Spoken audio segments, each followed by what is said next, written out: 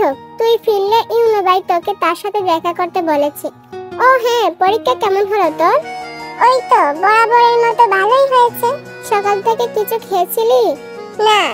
হ্যাঁ, তা খাবেন কেন? যখন গ্যাস্ট্রিকে লাড়া দেবে তখন বুঝবেন। আরে রাগ করিস না, আজকে হল কেন্দ্রে পৌঁছানোর পরেই হলে ঢুকিয়ে দিয়েছে। আর পরীক্ষা শেষ হওয়ার সাথে সাথে বৃষ্টি শুরু হলো, তাই খাবার খাওয়ার আর সময় পাইনি। বুঝেছি, এখন খেতে চলেন। হ্যাঁ যাব, তবে আগে ইউনো ভাইয়ের সাথে দেখা করে আসি। আচ্ছা আমি তাহলে যাই, তুই তাড়াতাড়ি আসিস। আচ্ছা। ক্ষমতার পালা বদলে এখন এক নতুন দৃশ্যপট বাবার ছায়া মারিয়ে এবার ছেলেই নামছে নির্বাচনের ময়দানে। একদা ছিল যে উত্তরসূরি, আজ সেই দাবি রাখে সিংহাসনে। রক্তের সম্পর্কই এখন হয়ে উঠেছে রাজনীতির প্রধান হাতিয়ার। তাই ক্ষমতাকে হাতের মুঠোয় আনার জন্য জাংকুক তৎক্ষণে জামা কাপড় চেঞ্জ করে বেরিয়ে পড়েছিল। সকাল গড়িয়ে দুপুর, এখন পর্যন্ত বাড়ি ফেরার নাম নেই। সবকিছু ঠিকঠাক করে সে আজ বাড়ি ফিরবে, এটাই সিদ্ধান্ত নিল। জাংকুকের পাশাপাশি সুগা সকাল থেকে ওর পাশেই ছিল। বলতে গেলে সুগা জাংকুক দুজন দুজনের কলিজার বন্ধু। কেউ কারো কষ্ট বা অপমান সহ্য করতে পারে না। জাংকুক এত বছর দেশের বাইরে থাকলেও আর কারো সাথে তার কথা হোক কিংবা না হোক, প্রতিনিয়ত সুগার সাথে কথাটা হতো।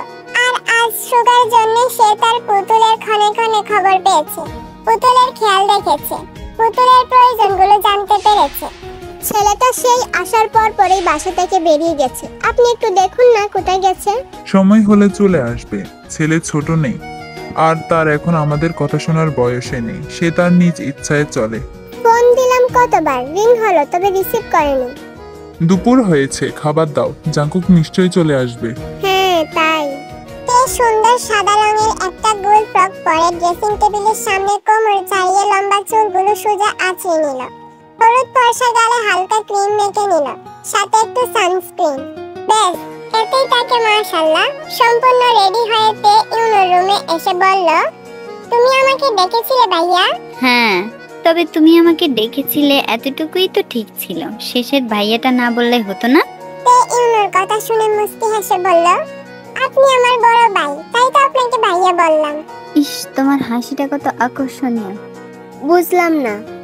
ওই যে তুমি হাসি দিয়ে তোমার সুন্দর ফর্সা হলুদ এই গাল দুটো টোল পড়ে, আবার গোলাপি রঙের ঠোঁটের নিচে কালো কুচকুচে কত সুন্দর একটা আকর্ষণীয় তিল, যা আমাকে বারবারই মুগ্ধ করে। তে ইউনোর কথা শুনে কিছুটা লজ্জা পায়, তাই কিছুটা সংকোচতা নিয়েই বলল, তুমি আমাকে কেন ডেকেছিলে? তোমার জন্য একটা গিফট আছে। গিফট না আম্মুর কাছে দিয়েছো? সেটা তো সবার সাথে পাও না গিফট। তোমার জন্য স্পেশাল একটা গিফট এনেছি। সত্যি? হ্যাঁ, একটু অপেক্ষা করো, এক্ষুনি দিচ্ছি। ইউনো কিছুক্ষণ পর একটা শপিং ব্যাগ এনে তের হাতে দিয়ে হাসি মুখে বলল, তুমি বলেছিলে না তোমার একটা ফোন চাই, তাই তোমার জন্য বাহির থেকে আসার সময় নিয়ে আসলাম। কি অবিশ্বাস্য! বলে প্যাকেট থেকে গিফট পেপার মোড়ানো একটা বক্স বের করে ঘুরিয়ে ফিরিয়ে দেখতে থাকে তে। তে বক্সটা ঘুরিয়ে ফিরিয়ে দেখার মধ্যে ইউনো তের দিকে তাকিয়ে মুস্কি হেসে বলল, তুমি খুশি? আরে কি বলছো তুমি? খুশি মানে? আমি এতগুলো খুশি। হাসি মুখে দুই হাত গোল গোল করে বলল, তোমাকে অসংখ্য ধন্যবাদ ভাইয়া। শোনো মেয়ে, আমাকে একদম ভাইয়া ভাইয়া বলে ডাকবে না। তাহলে তোমাকে কি বলে ডাকবো? যেটা তোমার ইচ্ছা। তুমি তো আমার অনেক বড়, তাই তোমাকে ভাইয়া বলেই ডাকবো। বলে যেতে নিলে ইউনো পিছন থেকে আবারও বলে উঠল, তোমার কালো চুলগুলো অনেক সুন্দর, একদম তোমার মতো। তে আর দাঁড়ালো না। এসব তার নিত্যদিনের কারবার। যখন ইউনো দেশে ছিল না, তখন তের সাথে সবসময় ভিডিও কলে কথা হতো। আর তখন বিভিন্ন কথা বলে তেকে এমন লজ্জা দিত ইউনো। তেও তেমন কিছু মনে করতো না, বড় ভাই মনে করে সব সহ্য করত। টেবিলে খাবার পরিবেশন করে জিন সকলকে খেতে আসার জন্য তাগিদ দিতে থাকে। একে একে বাড়ির সকলে টেবিলে খেতে বসে যায়। তাই কিছুক্ষণ পরেই তে সিঁড়ি দিয়ে নেমে এসে টেবিলে বসতে নিলে জিন বলেন, সবাই খেয়ে নিক, সবার খাওয়া হয়ে গেলে থালা বাসনগুলো ধুয়ে তারপর খেতে বসবে। সে আর বসলো না, কষ্টও পেল না, এটা সে প্রতিদিনই শুনে। তাই চুপচাপ টেবিলের এক কর্নারে গিয়ে দাঁড়াবে। তার আগেই তের মা সুবিন বললেন, ইউনোর সাথে যে জাংকুকও দেশে ফিরবে সেটা আমরা কেউই জানতাম না, তাই ওর রুমটা গোছানো হয়নি। যতক্ষণ আমরা খাবো তুই গিয়ে জাংকুক বাবার রুমটা সুন্দর করে গুছিয়ে মুছে দিয়ে আয়। আয়ু জেনি কিছু বলতে নিলে সুবিন রাগী দৃষ্টিতে ওদের দিকে তাকায়। দেখে তেও আর কিছু বলার সাহস পেল না। রাগী জাংকুকের প্রতি মনে একরাশ ভয় নিয়ে রুমের দিকে এগিয়ে গেল তে। জাংকুক যেন বাসায় না আসে তাই আল্লাহ আল্লাহ করতে করতে রুমের প্রায় সব কাজ গুছানো শেষ করে এক জায়গায় দাঁড়াতেই সমস্ত শরীর ঘেমে একদম ছুঁই ছুঁই হয়ে গেছে তে। সাদা জামা হওয়ার কারণে শরীরের অনেকটা জায়গা স্পষ্ট বোঝা যাচ্ছে। অতিরঞ্জিত গরমে বিরক্ত হয়ে গায়ের ওড়নাটা বিছানার একটা কর্নারে রেখে ঘর মোছার জন্য বালতিটা হাতে নিল। ঘর মোছার শেষ পর্যায়ে হুট করে জাংকুক হুঙ্কার ছাড়তে ছাড়তে রুমের ভিতর প্রবেশ করে। ঠাস করে তারপর দরজাটা লাগিয়ে দেয়। হঠাৎ ঠাস করে দরজা লাগানোর শব্দ পেয়ে তে মৃদু কেঁপে ওঠে। তাড়াতাড়ি করে পিছনে ঘুরে জাংকুককে দেখে ওর চোখ ছানাবদ্ধ হয়ে যায়। ওদিকে জাংকুকেরও সেম অবস্থা। সামনে সেই ফেলে রেখে যাওয়া বাচ্চা মেয়েটাকে চোখের সামনে এত বড় হতে দেখে জাংকুক তের দিকে তীক্ষ্ণ চোখে খেয়াল করলো তের গায়ে ওড়না নেই, চুলগুলো খোঁপা করা, শরীরের আকর্ষণীয় অনেক জায়গায় স্পষ্ট বোঝা যাচ্ছে। এটা দেখে জাংকুক বাঁকা হাসলো। কালো প্যান্ট, কালো শার্ট, ভিতরে সাদা গেঞ্জি, চুলগুলো সামনের দিকে অগোছালো, হাতে ব্র্যান্ডের ঘড়ি, গায়ের রং অনেকটা ফর্সা, লম্বা 6 ফিট, সব মিলিয়ে ছোট ধরনের একটা ক্রাশ খাইতে। কিছুক্ষণ জাংকুকের দিকে ড্যাব ড্যাব করে চেয়ে থাকার মধ্যে ওর কানে আসে কঠিন কণ্ঠে বলা কিছু কথা। তোকে আমার রুমে আসার পারমিশন কে দিল? আর তোর সাহস বা কি করে হলো আমার রুমে আসার? বেশ, এতটুকু কথাই যথেষ্ট ছিল তের ভয়কে বাড়িয়ে দেওয়ার জন্য। তার জন্যই এই বাড়ি ছেড়েছিল জাংকুক, তার জন্যই এতটা বছর সে এই বাড়ি ফিরেনি। এখন এতটা বছর পর বাড়ি ফিরে তার উপর রাগ দেখিয়ে যদি আবার চলে যায়, তাহলে বাড়ির প্রতিটা মানুষ এবার ওকে বাড়ি থেকে বিদায় করে দিবে। সেই ভয়ে কিছুটা পিছিয়ে গিয়ে বলল, বিশ্বাস করেন ভাইয়া, আমি আপনার রুমে মোটেও আসতে চাইনি। আম্মু বলল আপনার রুমটা পরিষ্কার করে দিতে, তাই এসেছি।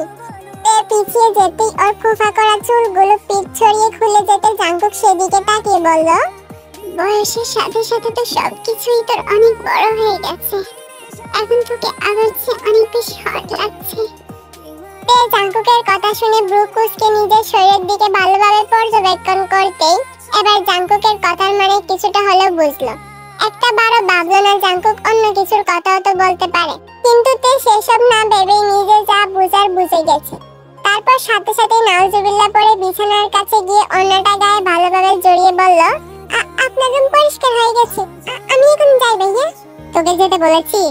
কথাটা বলে দুপা সামনে দিতে জাংকুকের কথা শুনে পা দুটো থমকে যেতে ওখানে দাঁড়িয়ে কাঁপা কাঁপা কণ্ঠে আবারও বলল, থেকে কি করব? আমাকে চুমু খাবি?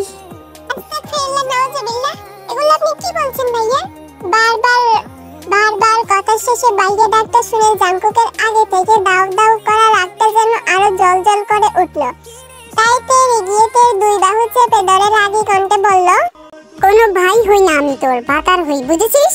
আস্তাগফিরুল্লাহ, বিদেশ গিয়ে মনে হয় মাথাটা পাগল হয়ে গেছে। কি সব গাঁজাখুরি কথা বলছে, আবার কত জোরে আমার বাহুটা চেপে রেখেছে।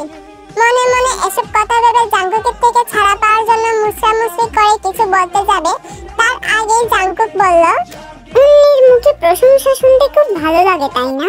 তাদের থেকে অ্যাটেনশন নিতে ভালো লাগে, তাদের সাথে ঢ্যাং ঢ্যাং করতে খুব ভালো লাগে তাই না? আর আমার সামনে আসলেই তো ছোটবেলা থেকে যত সব নাটক শুরু হয়ে যায় তাই না? আজ তোর এই নাটকের শেষ বই আনবো আমি। জাংকুকের এমন কথায় বয়ে জামার দুই সাইড শক্ত করে থামছে ধরে। তারপর কোন রকম তুতলাতে বলল, কেমন করছি আমি যে আমাকে দেখার সাথে সাথে আপনি আমার সাথে এমন ব্যবহার করছেন? কি করেছিস তাই না? আজ আমি বুঝাচ্ছি তুই কি করেছিস। বলে তেকে ছেড়ে একটা মোটা দড়ি এনে ওর হাত দুটো বেঁধে দেয়। তে জাংকুককে তের হাত বাঁধতে দেখে কান্না জড়িত কণ্ঠে বলল, ভাইয়া দোহাই লাগে আপনার, পরশু আমার পরীক্ষা আছে, আমাকে এভাবে আটকে রাখবেন না ভাই, আমি পড়তে পারবো না, পরীক্ষা ভালো হবে না আমার, প্লিজ আমাকে যেতে দিন। বিশ্বাস করো, মরে গেলেও এই রুমে আর পা রাখবো না, কোনোদিনও না। জোরে জোরে কান্না করে কথাগুলো বলতেই জাংকুক সেদিকে তাকিয়ে তের গাল চেপে বলল, এই রুমেই তো শুরু, এই রুমেই তো শেষ। গুদলির শেষ বিকেলের তেজবিহীন সূর্য ডুবে গিয়ে সেই অনেকক্ষণ আগেই পৃথিবীর বুকে অন্ধকার নিয়ে এসেছে। শুধু শহরের চারদিক থেকে যানজটের আওয়াজ ভেসে আসছে। জাংকুক থেকে তখন খাটের সাথে অভাবে বেঁধে রেখে দরজার বাহির থেকে পিন লক সেটআপ করে রেখে গেছে।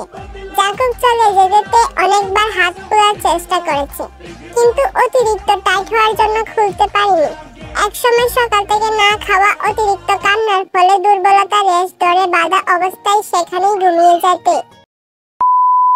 বাবার কথা মতো ইউনো তখন খাবার খেয়ে পারিবারিক ব্যবসায় দেখভাল করতে গেছে, কারণ জাঙ্কুক সাফ সাফ বলে দিয়েছে সে কোনো ব্যবসার কাজ সামলাতে পারবে না, সে রাজনীতি করবে। তাই বাড়ির কেউ আর তাকে ব্যবসা সামলাতে জোর করেনি, কারণ জাঙ্কুক যা বলে তার বিরুদ্ধে গেলে সে আবারও সবকিছু ফেলে রেখে চলে যাবে।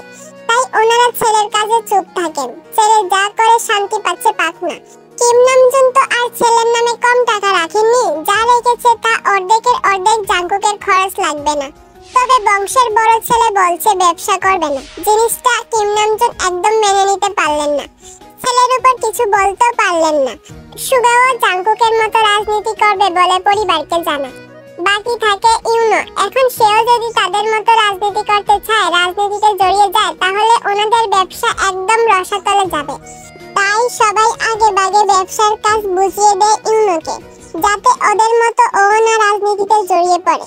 এই বিষয়ে জাঙ্কুক আর সুগা কেউ তেমন মাথা ঘামায়নি, কারণ জাঙ্কুকের পারিবারিক ব্যবসা বাদেও নিজের আলাদা ব্যবসা আছে, সেটাও বাহিরে থাকাকালীন ওখানে বসে পরিচালনা করেছে। তার পাশাপাশি সুগা দেশে বসে জাঙ্কুককে সাহায্য করেছে। দুই ভাই মিলে ছোট্ট ব্যবসাকে আজ উচ্চ সীমায় নিয়ে গেছে। যে জাঙ্কুকের দ্বারা কোনো কিছু হওয়া সম্ভব ছিল না, সে শুধু বুঝতো মারামারি ভাঙচুর করা ক্ষমতা খেলা, সেই জাঙ্কুক আজ পরিবারের কাছে নিজেকে যোগ্য প্রমাণ করেছে।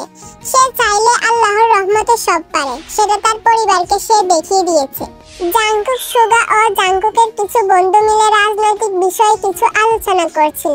এমন সময় সুগা বলল, জাঙ্কুক ভাই, সেই সকালে এসে যে বেরোলে, এখন আবার বাইরে এসেছো, বনু মানে তোমার পুতুলের সাথে দেখা করেছিলে? জাঙ্কুকের এতক্ষণে স্মরণে আসে তখনকার সময় তার থেকে বেঁধে আসার কথা।